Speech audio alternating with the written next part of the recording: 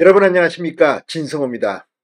국민의힘이 비례대표제 위성정당, 국민의 미래 대표를 누구로 세우느냐에 관심이 집중되고 있습니다.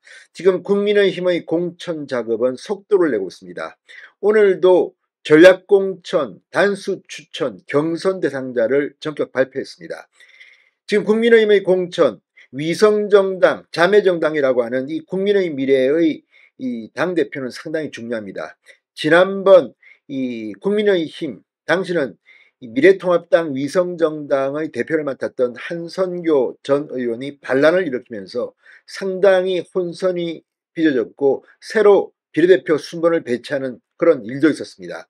이번에는 그때의 이 실패를 하지 않겠다는 겁니다. 자, 한동훈 비대위원장이 이 국민의 미래 위성정당의 대표를 사실상 정한 것으로 보입니다. SBS의 단독 보도입니다. 자, 그동안 인요한 전 이 혁신위원장, 또 비대위원이기도 한 김혜지 의원, 또 김경률 비대위원 등의 이름이 거론된 적이 있습니다. 그런데 이 사람들은 아닙니다. 누굴까요? 진성호의 직설 시작합니다. 방송에 앞서 아직 진성호 방송에 구독자가 아니신 분은 붉은색 구독 버튼 눌러주십시오. 더 좋은 방송으로 보답하겠습니다. 자, 오늘 국민의힘 공천관리위원회는 이 박진 의원을, 지금 강남 지역구 현역 의원인 박진 의원을 서울 서대문 을에 전략공천하는 등 이 1년의 공천 결과를 발표했습니다. 그중에서 가장 눈길을 끄는 사람 중 한 명은 스타 강사 레이니로 알려진 김효원 씨였습니다. 민주당 안민석 의원의 경기도 오산에 전략공천을 했습니다. 자, 그런데 사실 이 지역은 굉장히 험지입니다. 안민석 의원이 5선을 했습니다. 안민석 잡으러 유승민 전 의원이 차출될 거라는 보도가 나온 적도 있지만 그건 사실과 다른 것으로 드러났고, 거기에 젊은 여성 신인 정치인이 전략 공천된 겁니다. 자, 그런데 지금 안민석 의원은 민주당 내부의 이 컷오프까지는 아니지만 불이익을 받는 하위 20%에 포함된 게 아니냐는 그런 이야기도 있습니다. 물론 지금 민주당은 공개적으로 하위 20%, 10%를 공개하지 않고 있고, 박용진, 송갑석 이런 통보를 받은 의원들이 고백을 하고 있습니다.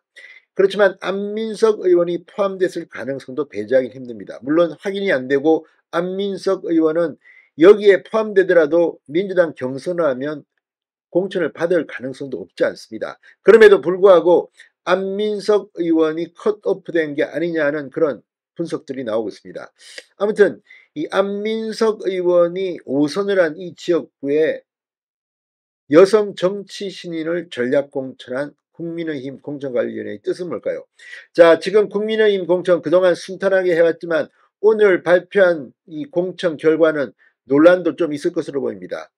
이 국민의힘에서 징계를 받은 전력이 있는 사람, 또는 정치자금법 논란이 있는 사람도 포함됐고, 또 너무 감동이 없다는 이야기도 나옵니다. 지금 민주당과 달리 국민의힘은 큰 문제, 파동 없이 진행되고는 있지만 감동이 없는 이유는 공천 신청을 한 사람들이 인재풀이 너무 적다, 한계가 있다, 좀 더 강력한 인물들이 들어왔으면 좋았을 텐데, 이런 것도 있고, 또 현역 의원들에 대해서 빨리 쳐버리면 개혁신당으로 가든지 무소속 출마할 수가 있기 때문에 마지막까지 현역 의원 컷오프를 최소화하고 있기 때문입니다.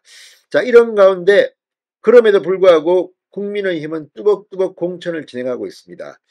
민주당은 반면 너무너무 시끄럽습니다. 친명들만 다 좋은 자리 주고 친문, 비명 다 학살시키려는 것이냐, 실제 그런 저항들이 포착됩니다. 아무튼 지금 진행되는 공천, 국민의힘이 이번 총선에서 지난 총선보다 폭발적으로 성공할 가능성은 높아 보입니다. 그러나 이제 공천관리위원회도 국민의힘도 좀 더 긴장해야 될 것으로 보입니다. 자, 여야는 지금 비례대표석을 차지하기 위해 위성정당 준비로 바쁩니다. 국민의힘 위성정당, 국민의 미래의 새 대표는 누굴까요? 방금 전 SBS가 사람들에게 잘 알려진 인요한, 김혜지 이런 사람이 아니라 일반 국민들에게는 비교적 덜 알려진 국민의힘의 당직자, 실무 당직자를 세울 가능성이 큰 것으로 확인됐다고 단독 보도했습니다. 민주당이 주도하는 이 야권 비례정당도 지금 창당 준비를 마쳤는데 진보당 이런 쪽이랑 손을 잡으면서 이 시민사회단체 추천으로 4명이 들어온다는데 상당히 논란이 될 만한 인물이 들어올 가능성도 커졌습니다. 자, 이런 가운데 국민의힘 한동훈 비대위원장은 이런 말을 했습니다. 국민의힘 미래 위성정당 대표가 갑자기 튀어나와서 새로운 정강정책을 발표한다? 그런 정당을 원하세요? 그렇지 않죠. 국민도 그걸 원하지 않습니다. 국민의힘 후보의 전략을 잡음없이 이행할 수 있는 도구일 뿐입니다. 그러니까 국민의 미래 위성정당의 대표가 너무 부각되는 것은 좋지 않다는 겁니다. 저도 이건 동의합니다. 이 정당은 국민의힘의 방침을 잘 소화하고 실행할 수 있어야지 그 위성정당의 대표가 두드러지고 주관적으로 뭔가를 해보려고 하면 안 됩니다. 지난번 한성교 대표 시절 그거를 경험했습니다. 자, 예고대로 위성정당 국민의 미래대표에는 인요한 전 혁신위원장 같은 유력 인사 대신 국민의힘 사무처 당직자를 세우는 안을 한동훈 위원장이 유력하게 검토 중인 것으로 확인됐다고 말했습니다. 자, 공천 실무 작업을 더 미룰 수 없어 일단 당대표를 세워 출범하고 시간이 없습니다. 창당 뒤에 상징성 있는 인사 등으로 교차할 가능성도 물론 배제할 수 없습니다. 그러나 그냥 가도 제가 볼 때는 문제가 없습니다. 이 위성정당은 지나치게 대표가 부각되는 것보다는 국민의힘과 같이 간다. 또한 한동훈 비대위원장과 이재명 민주당 대표는 차이가 있습니다.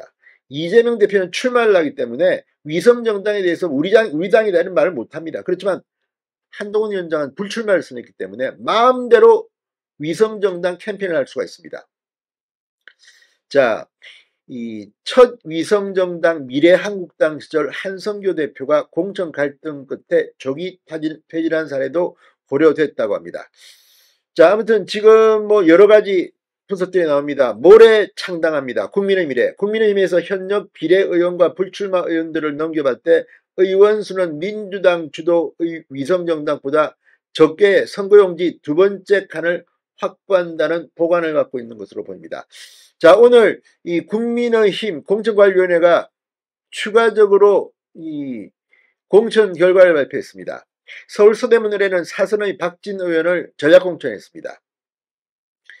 자, 이 외에도 이 박진웅 전 대통령실 행정관 서울 강북을에 스타 강사 레인이로 유명한 김효은 전 EBSI 영어 강사 경기도 오산 안민석 지역구에 박용호 전 대통령 직속 청년위원회 위원장 경기도 파주갑에 전략공천했습니다. 4사람입니다. 자, 이 박진웅 행정관은 강북갑에 신청했으나 강북을로 박용호 전 위원장도 파주을에서 파주갑으로 각각 옮겨졌습니다. 전략공천이기 때문입니다. 이 외에도 김연아 전 의원이 경기도 고양정, 홍형선 전 국회 사무처 사무처장이 경기도 화성갑, 류재화 변호사가 세종갑 3명이 단수 추천됐습니다. 지역구 현역인 강대식 의원 대구동을, 이인선 의원 대구 수성을, 한기호 의원 강원, 춘천, 철원, 화천, 양구을 등은 경선하게 됐습니다. 자, 아무튼 국민의힘의 공천이 착착 진행되고 있습니다. 위성정당은 무엇보다 실효성이 있어야 합니다. 진성호의 직설이었습니다. 여러분 감사합니다.